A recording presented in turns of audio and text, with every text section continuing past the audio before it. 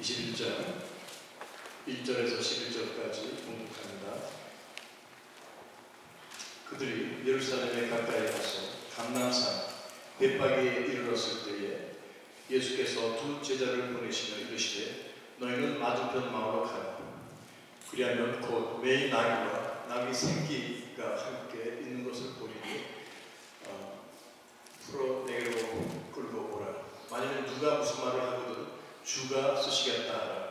그리하면 즉시 보내리라 하시니 이는 선지자를 통하여 하신 말씀을 이루려 하시니라. 이르시되 시온 딸에게 이르기를 내 왕이 내게 임하나니 그는 겸손하여 나귀 곧 멍에 매는 짐승의 새끼를 탔도다 하라 하였느니라.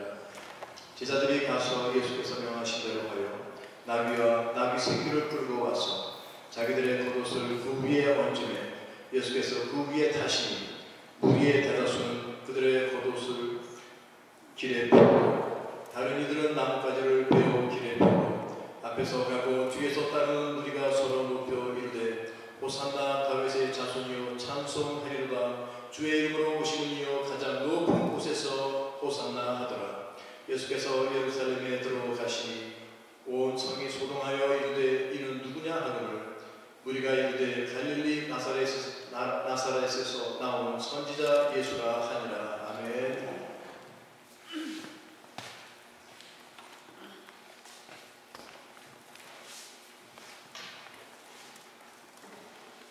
우리 다시 한번 주님 앞에 기도드리도록 하겠습니다. 주님, 다시 한번 우리 모두를 주님 앞에 올려드립니다. 우리 가운데 주의 은혜를 하여 주시옵소서. 부스러기 은혜라도 우리 가운데 하여 주셔서 그 은혜를 붙잡고 우리가 살아갈 수 있는 은혜의 백성들에게 인도해 주시기를 원합니다. 주께서 우리에게 은혜를 허락하시지 아니하시면 주님에게는 살아갈 방법이 없습니다. 살 힘이 없습니다. 주님, 우리 가운데 은혜 베풀어 주셔서 하나님 그 말씀 붙잡고 세상 끝날까지 우리가 승리하는 우리 모두가 되어지도록 인도하여 주시옵소서. 주께서 사람 능력이 있다고 말씀하셨사오니 각 사람 마음속에 들어가셔서 주께서 운동하여 주셔서 필요한 대로 역사하시는 하나님의 놀라운 운동력을 우리가 경험할 수 있는 은혜를 허락하여 주시옵소서. 돌아가신 주 예수 그리스도의 이름으로 축복하며 기도하옵나이다. 아멘. 세상에 죽기 위해서 온 사람은 아무도 없습니다. 그러나 죽어야 하는 것이 인간이죠.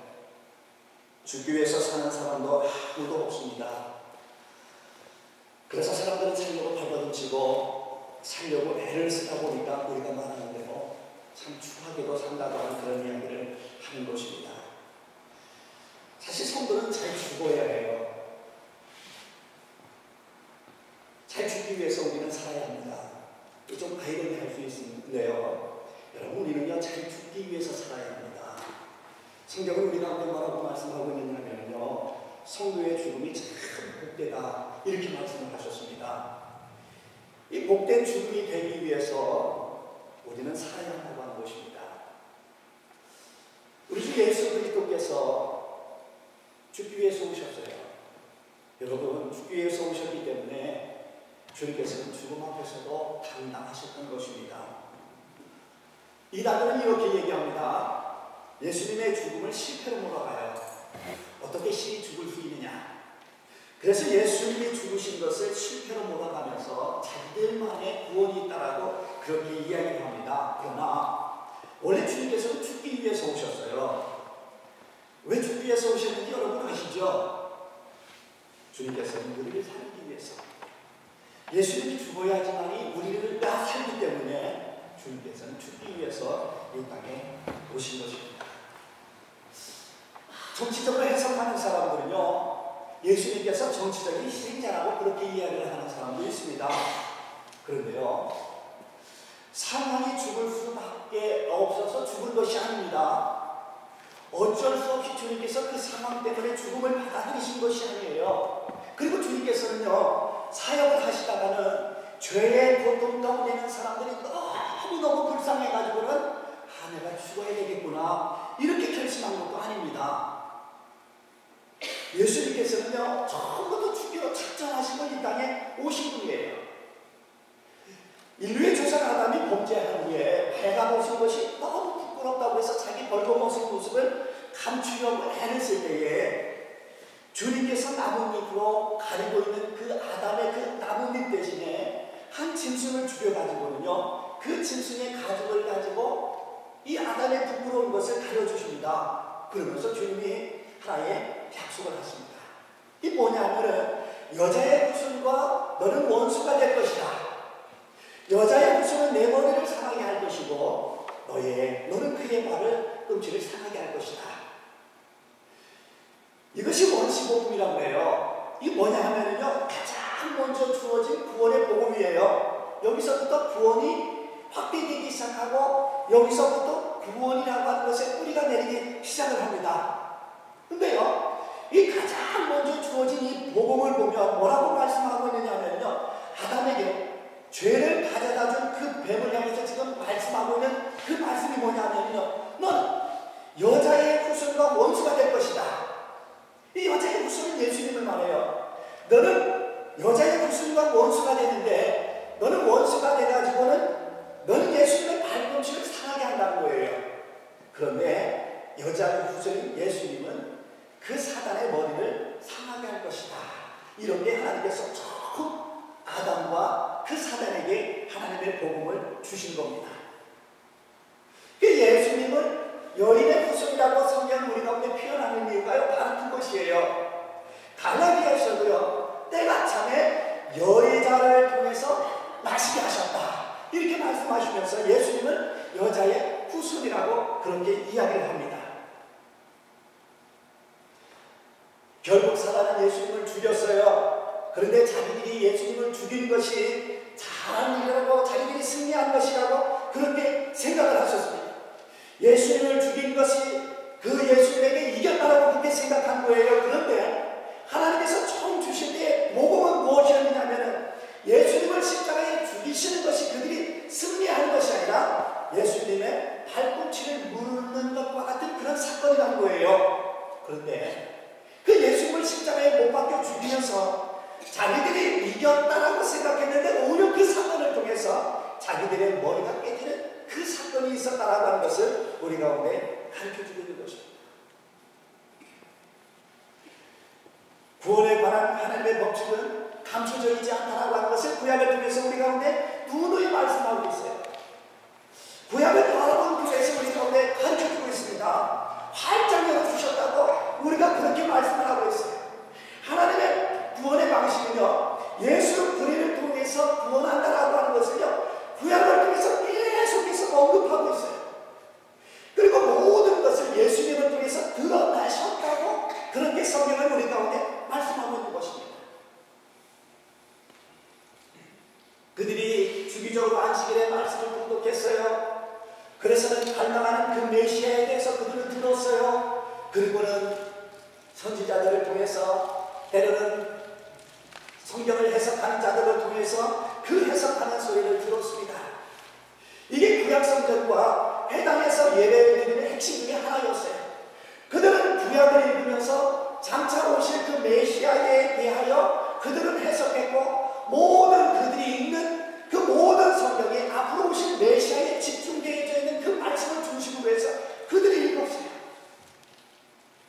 그런데요, 그들이 그렇게 예배를 통해서 앞으로 오실 그 메시아에 대하여 말씀하시는 그 말씀을 들었음에도 불구하고요, 그들은 깨닫지를 못했어요.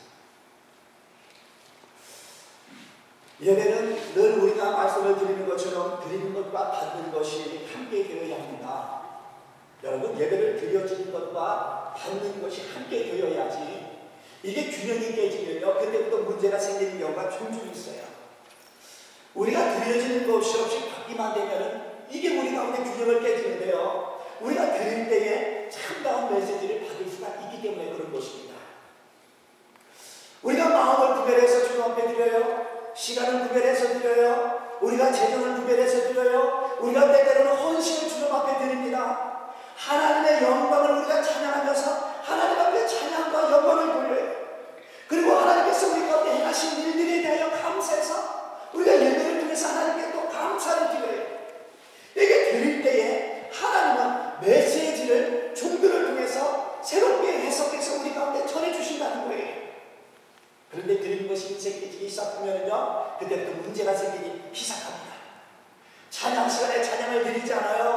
위엄과 존귀를 드려야 되는데 위엄과 존귀하신 하나님 앞에 위엄과 존귀를 드리지 않아요. 때때로는 습관적인 그 예배가 돼가려는 억지로 시간에 맞춰서 우리가 예배를 드릴 때가 있어요. 그러다 보면요, 우리가 주님 앞에 제대로 드려야 될 것들 드리지 못하다 보면요, 그때부터는 곡해하는 그런 일들이 일어나기 시작해요. 이 곡해한다라고 하는 것은요, 해석을 삐뚤게 하는 거예요. 예수님이 구약의 연한 데로 오셨어요. 예배를 통해서 그들이 알았다면, 예수님이 오실 거에 대하여 성령 통독을 하고 그렇게 갈망하는 그 메시아에 대하여 그들이 관심을 가지고서는 그들이 오실 메시아에 대하여 열린 마음을 가지고 있었다면 아마 그들은 그렇게 어리석은 일들을 하지 않았을 거예요. 탄생 때부터 예루살렘 입성까지 주님께서 구약을 통해서 계속 말씀하신 것은 그들이 읽었으면서도 그들은 예수의 탄생부터 예루살렘에 입성하는 그 모든 과정을 그냥 흘려보냈어요. 적어도요, 예배를 통해서 오실 메시아에 대해서 들었던 사람들이 오신 예수 그리스도와 십자가를 지면서 예루살렘에 들어가시는 그 예수 그리스도의 그 모든 사역들에 대해서 꽤 마치기라도 했다면요, 새로운 시각으로 예수님을 보았을 거예요. 여러분, 우리가 지금 신앙생활하는 거는요, 이 하나님께 드려짐을 통해서 앞으로 오실 그 재림하실 주를 어떻게 우리가 맞이해야 되느냐라고 하는 것을 우리가 예배를 통해서 배우는 거예요. 물론 예배라고 하는 것은 드려지는 것이에요. 그러나 드려지는 것을 통해서 하나님이 우리 가운데 어떻게 재림하시고 우리가 하나님 앞에 설 것인가라고 하는 것에 대하여 우리 가운데 메시지를 전해주시는 그 메시지를 받고서는 우리가 세상을 향해 나아가서 주님께서 나를 부르시고 나를 맞이하실 때 내가 어떻게 주님을 만나게 될 것이냐라고 하는 그 마음을 가지고서 우리가 신앙생활을 하는 것입니다. 그런데 우리가 주님 앞에 드려지고 우리가 주님께서 우리 가운데 말씀하시는 것에 대하여 귀를 기울이지 않으면요, 주님께서 우리 가운데 그렇게 열어놓은 그 예언의 역사들도요, 우리는 발견하지 못하는 경우가 있는 겁니다.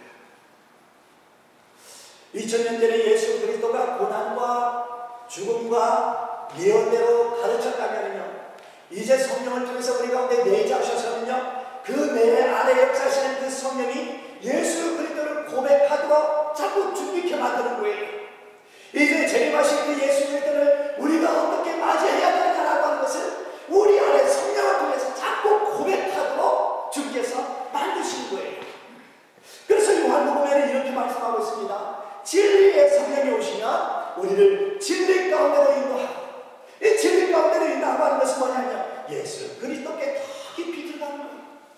예수 그리스도께 성령이 우리를 자꾸 인도하시고 되나야 우리는 성령께 점점 들어가서 확신 가운데 살아가는 겁니다. 여러분, 우리가 신앙생활하면서도요, 우리 가운데 확신이 없는 경우가 있어요. 왜 그러냐면요, 우리가 성령을 통해서 내 안에 말씀하시는 거에 귀를 기울이지 않으면요, 우리가 진리 가운데로 인도하시는 그 예수 그리스도를 경험하지 못하고 있나요? 우리가 예수 그리스도 앞에 들어가지 못하고 그래서 확신을 경험하지 못하게 될 거예요. 성경이 우리 가운데 이렇게 말씀하고 있습니다. 진리의 성령이 오시면 우리를 진리 가운데 인도하실 뿐만 아니라 장래일을 우리에게 알려주십니다. 여러분, 장래일을 우리 가운데 뭘 알려주신다고 해서 무슨 예언을 한다든지 이것이 아니에요. 이것은 무엇이냐, 보장된 삶을 우리 가운데 보여주신다는 거예요. 우리가 점점 하나님의 확신 가운데 들어가니까요, 그 확신 가운데서 그동안 우리가 경험했던 그 하나님이 앞으로 우리 가운데 어떻게 하실 것인가에 대한 그 변함없는 확신을 인해서 우리는 보장되는 삶을 우리는 살아가게 되는 것입니다. 예수님 당시에 그렇게 갈망하는 그 메시아에 대해서 귀를 기울이지 않다 보니까요, 껍데기를 잡는 그런 결과들을 가져오게 되었어요. 진리를 보면서도요, 진리를 향해서 죄인이라고 그렇게 의문을 하는 그런 일들이 벌어지는 것입니다. 메시아를 그렇게 갈망했는데도 불구하고, 메시아가 오셨는데도 불구하고 그 메시아를 향해서 죄인이라고 이렇게 운운하는 그런 어리석은 실수를 범하게 되어진 것입니다. 여러분, 우리는 말씀을 제대로 잡아야 돼요. 껍데기를 잡는 것이 아니라 말씀을 제대로 잡아야 돼요. 진리의 말씀을 제대로 잡아야 돼요. 우리가 진리의 말씀을 잡지 않고 껍데기를 잡고 잡다 보면요, 우리가 자랑하지 않아도 될 것들을 가지고 자랑하는 그런 일들이 벌어지는 거예요. 그러다 보면 우리가 하나님 앞에 설 수가 없습니다. 진리의 성령이 오셔서 우리를 진리 가운데로 인도하시고, 그래서 그 진리 가운데 인도하시는 그 주님으로 인하여 장래에 대한 보장의 상을 우리 가운데 부여주실 때에 우리는 그 확신 가운데 하나님 앞에 나가설 수가 있는 것입니다. 본질을 잃어버리면 껍데기를 붙잡고 살게 되어 있는 것입니다. 당시 바리새인들의 문제가 뭔지 여러분들 아시죠? 신앙이 좋은 척했지만 그들은 껍데기를 붙잡고 있었어요. 율법학자들이 구약에 능통하다고 그렇게 이야기하잖아요. 그런데도 불구하고 그들은 껍데기를 붙잡고 있다 보니까요, 율법만 보이는 거예요. 율법에서 말씀하신 그 구약에서 말씀하시는 그 메시아를 보지 못하고요, 그 메시아를 떼놓고서는 그 율법만 보다 보니까요, 율법 붙잡고서 신앙생활 하는 그런 어리석은 결과를 가져온 겁니다. 구약의 모든 기록은 예수님께 맞춰서 기록되었다고 예수님은 그렇게 누누이 말씀하셨어요. 그럼에도 불구하고 사람들은 귀를 기울이지 않았어요. 구약의 모든 기록이 이스라엘의 역사라고 말하고 있지만요, 구약의 모든 기록이 예수님께 맞춰져 있어요. 그래서요, 그 안에 생명이 있어요. 그 안에 참된 진리의 알짜기가 있는데요, 이 율법학자들이 그 진리를 버리고는 그냥 껍데기를 잡고서는 신앙생활하다 보니까요, 율법만 붙잡고 살아가게 되는, 그렇게 생명 버리고 알짜배기 버리고 그러다 보니까 껍데기 율법 가지고서는 그들이 네가 잘했냐 내가 잘했냐 이런 이야기만 하는 결과를 가져온 겁니다. 예수님이 그렇게 말씀하셨습니다. 너희가 모세를 알았다. 이 모세를 안다는 것은 뭐냐면 율법을 얘기하는 거예요. 너희가 모세를 알았다면 나를 알았을 텐데, 너희들이 참 율법이 뭔지를 알았다면 나를 알았을 텐데, 껍데기만 붙잡고서 너희들이 신앙생활하다 보니까 나를 발견하지 못한다. 모세오경에 기록되어진 그 모든 것이요, 예수 그리스도의 모형에 대하여 우리 가운데 가르쳐주고 있는 거예요. 율법의 가장 핵심적인 모든 부분들이 예수 그리스도에 대하여 가르치고 있는 거예요. 그래서 예수님이 그렇게 말씀하는 거예요. 율법을 그렇게 좋아하는 너희들이 모세를 알았더라면 나를 알았을 텐데. 우리도 껍데기 붙다면 그렇게 될 수 있습니다. 여러분 조심하셔야 돼요.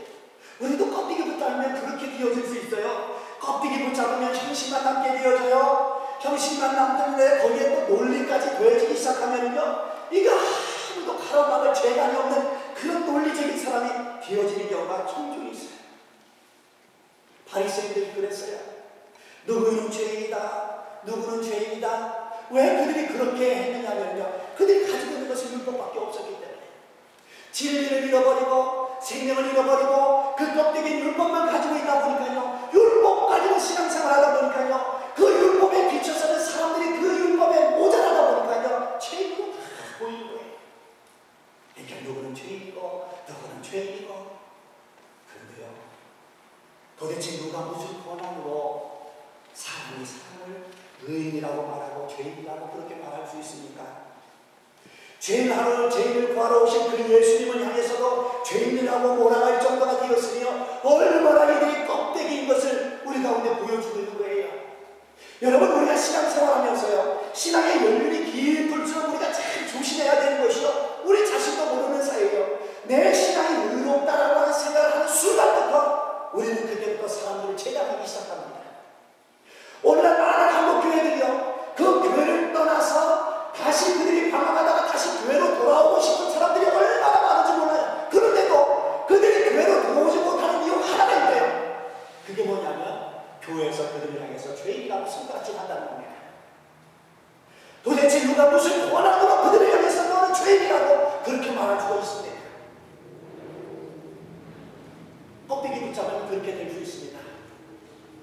하나님의 성도 여러분, 우리가 더디 가더라도 껍데기 붙잡는 것이 아니라 생명이 주인 그 예수 그리스도를 붙잡아야 돼요. 그 예수 그리스도만이 우리 가운데 유일한 붙잡아야 될 소망이라는 생각을 가지고 그것만 붙잡으셔야 합니다.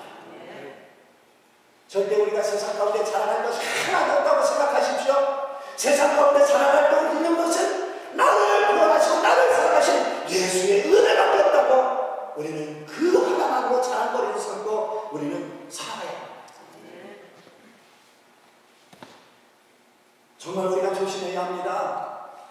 이건 나의 반성일 수도 있습니다. 여러분, 우리가 신앙생활 오래 하다 보면 그런 일들이 일어나는데 이것은 나의 반성일 수도 있어요. 그런데 한번 보십시오. 진리, 생명이 뭐예요? 우리가 본질을 말하는 그 진리와 생명이 뭡니까? 껍데기를 붙잡으면요, 율법을 위해서 사람을 재단에 나가기 시작합니다. 그런데 진리, 생명, 이것을 붙잡으면요, 진리, 생명이 뭐예요? 진리, 생명은 죄를 구원하는 것이죠. 여러분, 죄를 구원에 대한 희망을 주는 것이죠. 구원의 길을 그들 가운데 안내하는 것이죠. 여러분, 죄인이 내게 많은 것이 진리 아닙니까? 여러분, 예수 그리스도가 죄인에게 희망을 주셨어요. 죄인을 구원하셨어요. 구원의 길이 무엇인가를 주님께서는 보여주셨어요. 적어도 우리가 죄를 붙잡고 생명을 붙잡고 있다면요, 사람을 붙잡고 너는 이렇다, 너는 이렇다, 이렇게 이야기하는 것이 아니라 우리는 그들 가운데 희망을 주는 거예요. 우리도 예수 그리스도를 통해서 구원받고 예수 그리스도를 통해서 우리는 생명을 함께 가질 수 있다고 하는 그 희망을 그들 가운데 주고야 합니다. 만일 안에 이런 것이 없다면 우리는 누가 죄인이다라고 이야기하는 것처럼 우리는 껍데기를 잡고 있는 거예요. 그래서 우리는 껍데기를 잡고 있다면 소망이 없다고 하는 것을 생각하면서 우리는 고난주간을 통해서 우리의 자신을 좀 돌아보시길 바랍니다. 오늘 말씀은요, 구원에 대한 그 실마리를 잡고 싶었던 그 무리들의 환호를 보여주고 있어요.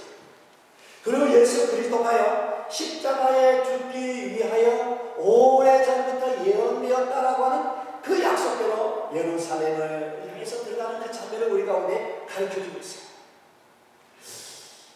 여러분, 이 짧은 장면을 통해서도요, 구약에서 그 예수 그리스도를 통해서 말씀하시려고 했던 그 예언이 얼마나 많이 응해졌는지 몰라요.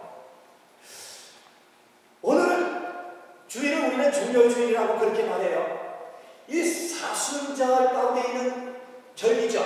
여러분, 사순절이라고 하는 것은요, 순이라고 하는 것은 열을 뜻해요. 근데 이 주일을 빼고 40일을 사순절이라고 그럽니다. 근데 이 사순절에요, 부활주일이 절정을 이루고 있다고 하는 것을 우리 가운데 말하고 있는 것을 여러분들에게 말씀을 드리려고 하는 거예요.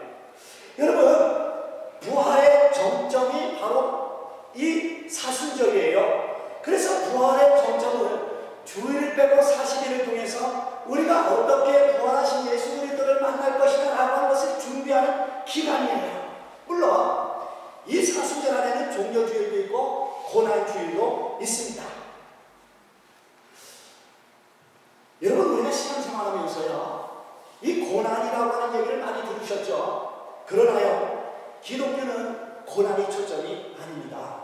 우리 기독교는요, 고난이 초점이 아니라 부활이 초점입니다. 사순절이 부활절로 마치는 것을 우리 가운데 가르쳐주고 있는 것은요, 이 고난을, 이 부활을 위해서 그냥 거쳐가야 되는 하나의 과정이라고 하는 것을 우리 가운데 보여주고 있는 거예요. 우리가 신앙생활 하면서 이 고난받는 것은요, 부활, 영광의 들림받기 위한 과정이 아니라는 것을 우리 가운데 말씀하고 있는 것입니다. 우리 속담에 그런 이야기 있죠. 고난이 없으면 영광도 없다. 그래서 이 고난이 없으면 영광이 없다라고 하는 이 속담을 즐겨 사용합니다. 맞아요. 고난이 없으면 영광이 없어요. 이게 세상의 법칙입니다. 고난의 길을 가야지 영광의 열매를 거둘 수 있습니다.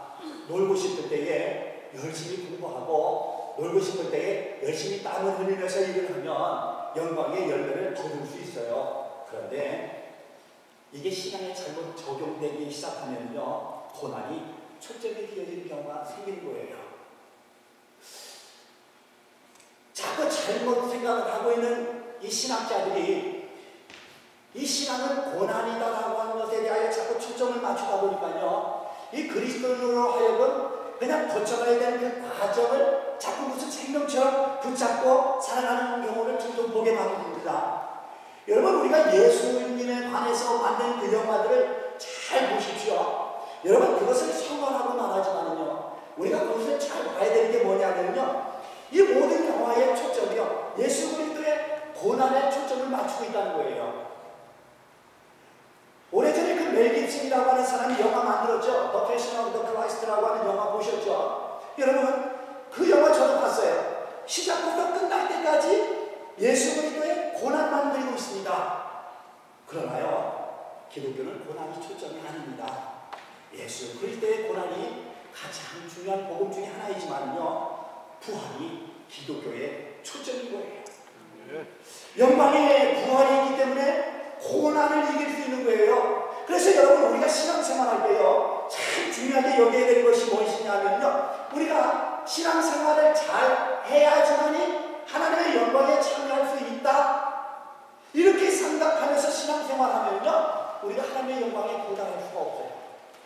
물론 이것은요 하나의 진리 속에서 우리가 어떻게 생각하면서 그것이 우리의 믿음으로 받아들이느냐에 따라서 다를 수 있지만은요, 우리가 신앙생활 하는데 우리가 신앙생활을 잘 해야지만이 하나님의 영광에 참여할 수 있다, 이렇게 생각하면서 신앙생활 하는 것이 아니라요, 우리는 이미 하나님의 영광에 참여할 수가 있기 때문에 우리는 신앙생활을 잘 해야 된다라고 하는 생각을 가지고서 신앙생활을 해야 되는 거예요. 이해하시겠습니까? 아멘 하시는 거 그렇게 이해하시네요. 여러분 우리가요 고난을 거쳐야지만이 부활이 있는 것이 아니라요, 이미 부활을 예비해 놓으셨기 때문에 그 부활을 위해서 거쳐가야 될 그 하나의 과정이 고난이라고 하는 것을 우리 가운데 가르쳐주는 것입니다. 사순절은 부활에서 그래서 정점을 이루는 거예요. 그래서 우리가 고난 주간을 통해서 부활의 정점을 경험하기 위해서 우리는 이 과정을 거쳐가는 겁니다. 이것을 여러분 꼭 기억하셔야 돼요. 우리가 찬양할 때 그 찬양들이죠. 저기 갈보리산 십자가 섰으니 주가 고난을 받으리라. 주가 십자가를 내가 사랑한 것은 주가 후회를 흘리라. 최후 승리를 얻기까지 주의 십자가 사랑하니 내가 멸망한 벗기까지 험한 십자가를 붙들리라. 여러분 이 찬양을 드릴 때 꼭 생각하셔야 되는 건요 뭐냐면요, 내가 견뎌야지만 받게 될 영광이 아니라는 거예요. 이미 나를 위해서 예비된 그 멸관이 있어요. 나를 위해서 예비된 의의 멸관이 있기 때문에 우리는 십자가를 바라보는 겁니다. 나를 위해서 예비된 그 멸관이기 때문에 우리는 십자가를 붙잡는 거예요. 그렇기 때문에 우리는 우겨싸움을 당해도 답답한 일을 당해도 우리가 낙심하지 않는 그 이유가 있는 거예요. 거꾸로 팀을 당해도 우리가 나가지 않는 것은요, 예수의 생명이 우리 가운데 있기 때문에 그런 것입니다. 우리가 안 넘어져야 되기 때문에 생명을 붙잡는 것이 아니라 우리 가운데 예수의 생명이 우리 가운데 있기 때문에 우리는 우겨싸움을 당해도 우리는 답답한 일을 당해도 우리가 낙심하지 않는 그 이유가 거기에 있는 것입니다. 오늘은 종료주일이라고 해요. 강보에 말씀을 드렸던 것처럼 종료는 땅을 흔들면서 그 평화의 왕으로 예루살렘에 입성하시는 그 예수님을 환영하기 위해서 붙여진 이름입니다. 그래서 이 종료주일을 우리가 아주 소중하게 여기는 것 중에 하나입니다. 종려나무는 평화를 상징한다고 이야기해요. 그런데 이 종려주일을 통해서 우리가 말씀을 드리기를 원하는 것은 먼저 1절부터 4절까지를 보면 이런 말씀이 있어요. 예수님께서 예루살렘에 들어가기 전에 제자를 통해서 내가 타야 될 그 나귀를 그 묶여있는 그 나귀를 끌려오라고 그런 말씀을 합니다.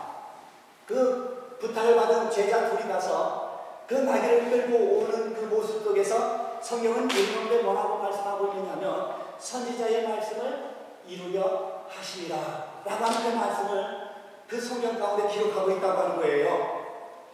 앞에서 말씀을 드렸듯이 이 하나님의 구원의 방식에는 어떤 원칙을 가지고 있다는 겁니다. 미리미리 항상 주님께서는 말씀하셨어요. 그리고 그 말씀하신 것을 하나하나 하나님께서 이루어 나가셨습니다. 그래서 오늘도요 주님께서 뭘 말씀하고 있냐면 선지자가 말하는 것을 이루려 하시리라. 신명기에 보면 이런 말씀이 있어요. 하나님은 시건하지 않는다. 이 시건하지 않는다라고 하는 것이 뭐냐면요, 말을 내뱉는 것인데 이 하나님께서 말을 하시면요 그거를 잃어버리지 않고 반드시 지킨다라고 하는 그런 의미가 있어요. 이 하나님께서 언제나 베푸는 그 말에 대한 하나님께서 책임을 지시고 그 책임과 함께 꼭 이루어 나가신다고 하는 거예요. 그래서 하나님의 말씀은요 다 이루실 때까지 1.1획도 변하지 않는 것입니다. 이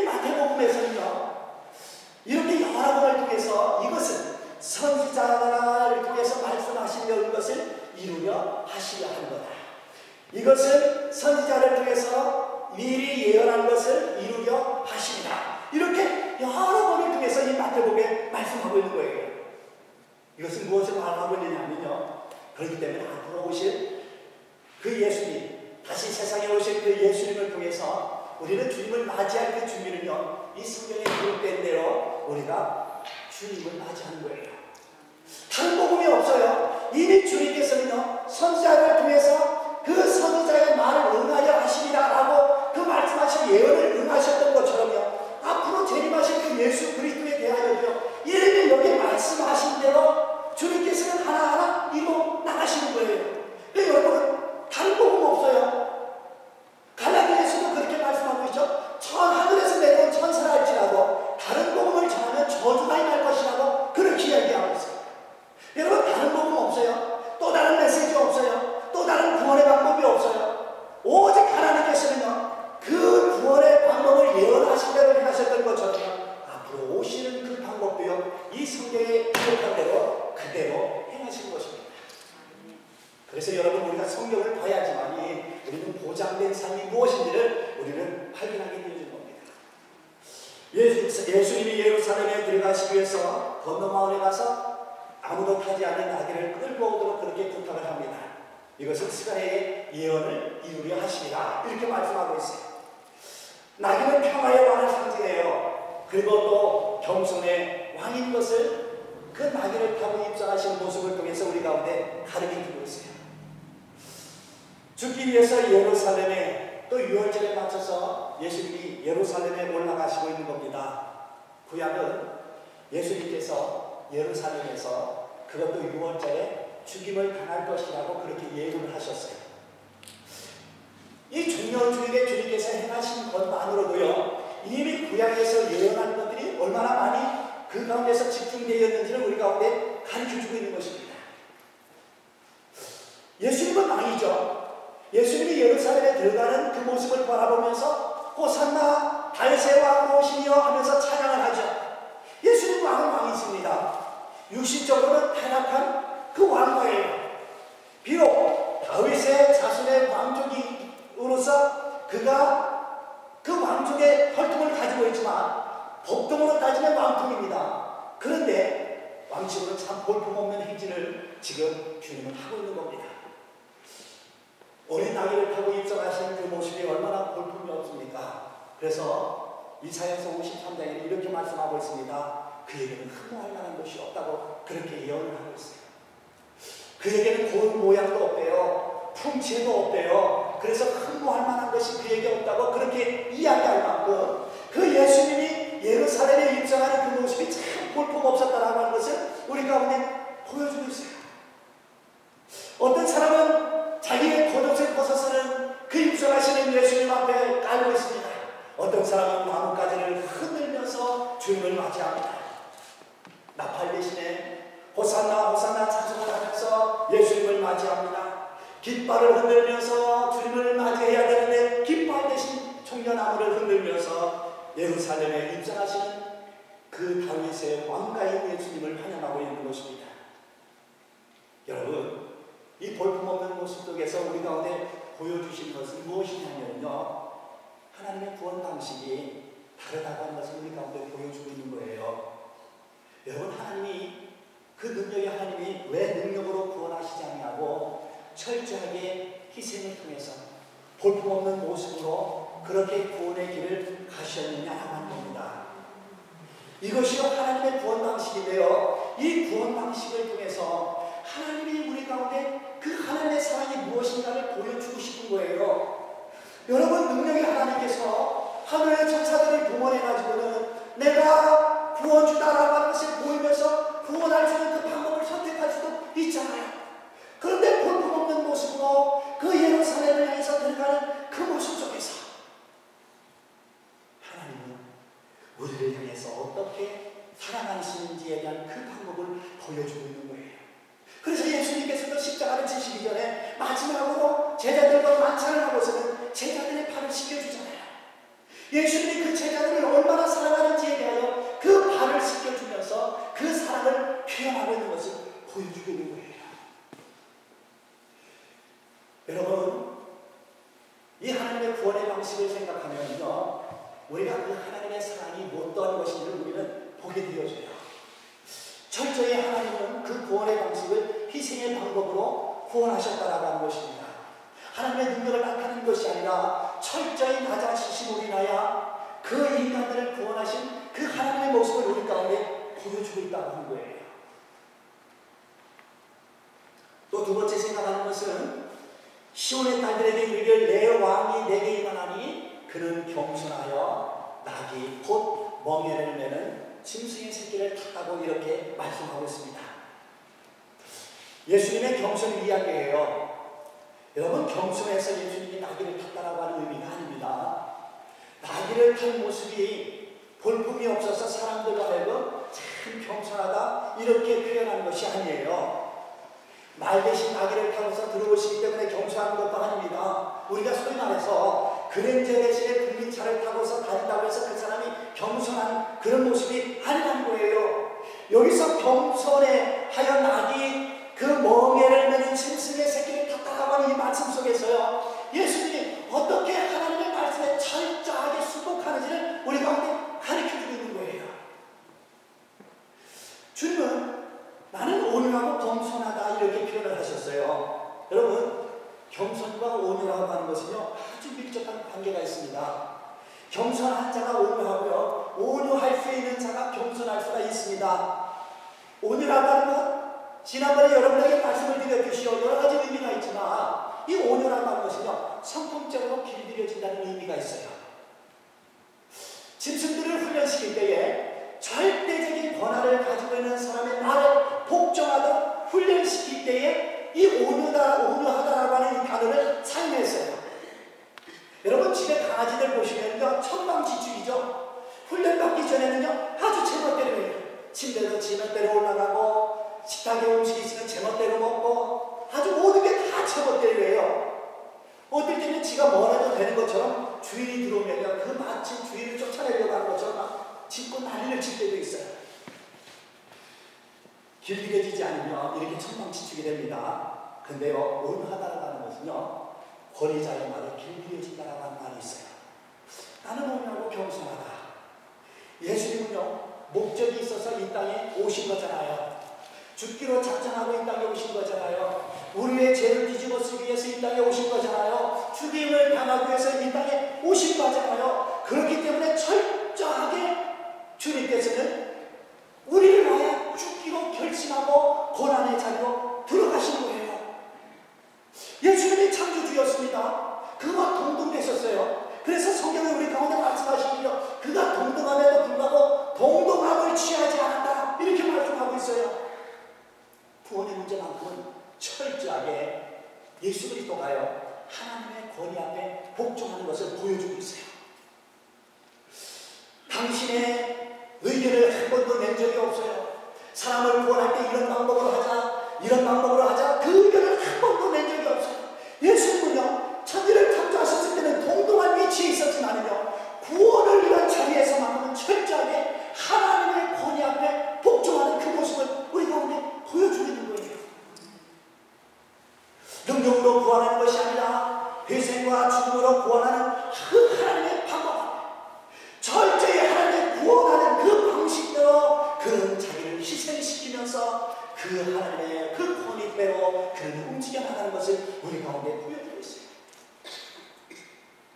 예수님이 십자가를 지시기 전에 주님이 갈보리스에서 기도하시면서 그 겟세마네에서 기도하면서 그렇게 하잖아요. 하나님, 이것을 피해갈 수만 있으면 이 고통의 장, 이 죽음의 장, 이 징계의 장, 이것을 피해갈 수만 있으면 피해가겠다고 그렇게 하나님 앞에 기도하잖아요.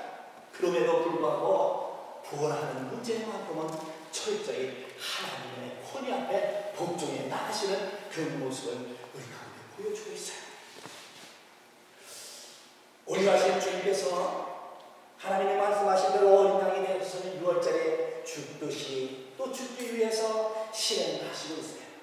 그런 하나님의 말씀에 철저히 복종하는 것은 마치 길들여져 있는 그 짐승처럼 하나님의 말씀에 순종해 겸손하게 온유하게 그 말씀을 순복해 나가고 있는 것입니다. 짐승이 길들여지면요 충성스러워져요. 충성스러우면 겸손해져요. 그래서 예수님께서요 그 하나님의 권위 앞에 철저히 자기를 낮춤으로 인해서 하나님의 말씀 앞에 충성해지면서 그 겸손한 모습을 보여주고 따라가는 거예요. 여러분, 내 안에 권위가 있으면요 우리는 겸손해질 수 있어요. 내 안에 권위가 있으면요 그 권위자 앞에 그 길들여지다 보면요 자연스럽게 우리는 하나님의 말씀에 길들여져서는 우리는 겸손한 자가 되어질 수 있고요 온유한 자가 되어질 수가 있는 것입니다. 예수님이 철저하게 하나님의 그 권위 앞에 자기를 내려놓은 것처럼 우리도 우리 안에 있는 그 권위자 앞에 철저히 우리를 내려놓아야 합니다. 하나님의 말씀에 길들여져서 그가 겸손해졌어요. 그래서 예수님이 또 우리 가운데 이렇게 말씀합니다. 온유하고 겸손하니 내게와 나의 멍에를 메고 배우라. 멍에라고 하는 것은 짐을 싣는 도구죠. 동물의 힘이 필요할 때에 등에 걸치는 하나의 막대기입니다. 요크라고 하는 그 말을 하죠. 멍에를 씌우는 것은 주인의 의도대로 움직여야 한다라고 하는 것을 의미해요. 그래서 과거의 예루살렘에서는 이스라엘 땅에서는요 이 두 마리가 한 조가 돼서는 이 쟁기를 끌든지 아니면 짐을 날렸다고 해요. 그래서 두 마리가 한 조가 되어서는 그 중에 한 마리는 힘이 세서는 리더 역할을 하는 겁니다. 그리고 하나는 그 리더를 통해서 앞으로 리더에 대해서 훈련을 배우는 그 과정을 거치는 그 소를 나누는 짐승을 그 두 마리가 한 조가 되도록 하는데 하나를 붙여놓는다고 이야기해요. 그래서 이 훈련되어지고 이 주인의 길들여져 있는 그 소를 통해서 주인이 명령을 내리면 움직이는 거예요. 가라 하면 가고 쓰라 하면 쓰는 거예요. 이 예수님께서 뭐라고 말씀하고 있느냐면 나에게 와서 내 멍에를 메고 배우라는 거예요. 철저히 하나님의 권위 앞에 자기의 자신을 내려놓았던 것처럼요 예수 그리스도 안에 들어와서 그 하나님의 권위 앞에 순종하는 것을 배우라는 거예요. 내게 와서 배우라는 거예요. 나의 멍에를 메고 함께 배우라는 거예요. 철저히 하나님의 권위 앞에 순종하는 것을 배우라고 주님이 우리 가운데 그렇게 말씀하고 있는 것입니다. 우리가 순종하는 것을 배워야 돼요. 우리가 주님께서 겸손한 나귀를 탔다라고 하는 그 말씀을 통해서 어떻게 주께서 우리 가운데 하나님의 권위 앞에 순종해야 되는 것을 우리 가운데 말씀하고 있는 것처럼 우리가 고난주간을 통해서 우리가 철저하게 하나님 앞에 순종하는 것을 배워야 돼요. 그분만이 나의 삶의 권위라고 하는 것을 내 마음속에 고백할 수 있는 그 훈련을 우리가 이 고난주간 동안에서 해야 돼요. 그래서 철저하게 예수 그리스도가 그 권위 앞에 순종하면서 나갔던 것처럼 우리도 나의 권위자 앞에서 나는 철저하게 헌신하며 나가겠다라는 그 마음을 가지고 우리가 이 고난주간을 맞이하고 있면서 우리를 위하여 얘기하신 그 하나님의 영광이 우리가 어떻게 나가야 하는지 이번 고난을 통해서 함께 우리가 배워나가시기를 주님의 이름으로 부탁드립니다. 우리가 지금 7시 30분에 시간 나시는 대로 오셔서 우리가 함께 기도하면서 묵상하면서 그 권위자 앞에 우리가 순복하면서 나갈 수 있는 그 고난의 주간이 되버리면서 영광 가운데 들려졌던 주님처럼 장차 오실 그 영광의 주님을 맞이하고야 우리가 주님 앞에 철저히 순종하는 귀한 성도가 되시기를 주님의 이름으로 부탁드립니다. 우리 함께 주님 앞에 찬송 드리도록 하겠습니다. 우리 이 시간에 갈보리 산 위에 십자가 섰으니 우리가 주님 앞에 찬양하겠습니다. 찬송가 150장입니다. 우리 찬양을 드리고 우리가 하나님 앞에 우리 함께 기도하며 나가도록 하겠습니다. 찬송가 150장입니다.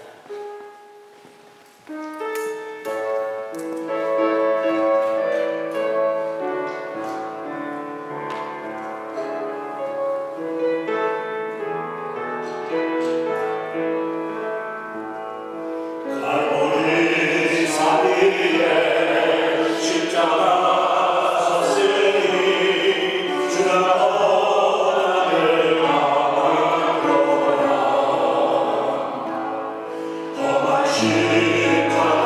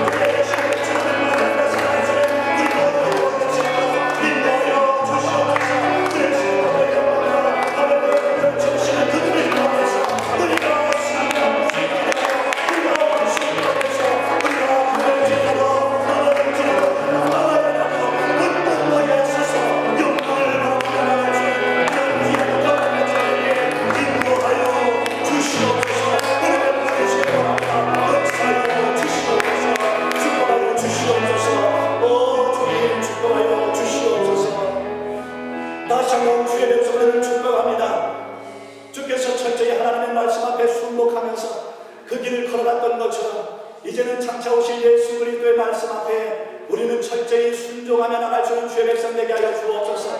장차 우리를 위하여 예배된 연륜만을 받기 위하여 우리가 주의 말씀 앞에 순종하는 주의 백성 되게 하여 주셔서 하나님께서 우리 가운데 예비하신 그 놀라운 은혜의 역사들이 얼마나 놀라운 것인지 우리가 주 앞에서 영광 돌리는 우리 모두 되게 하여 주시옵소서.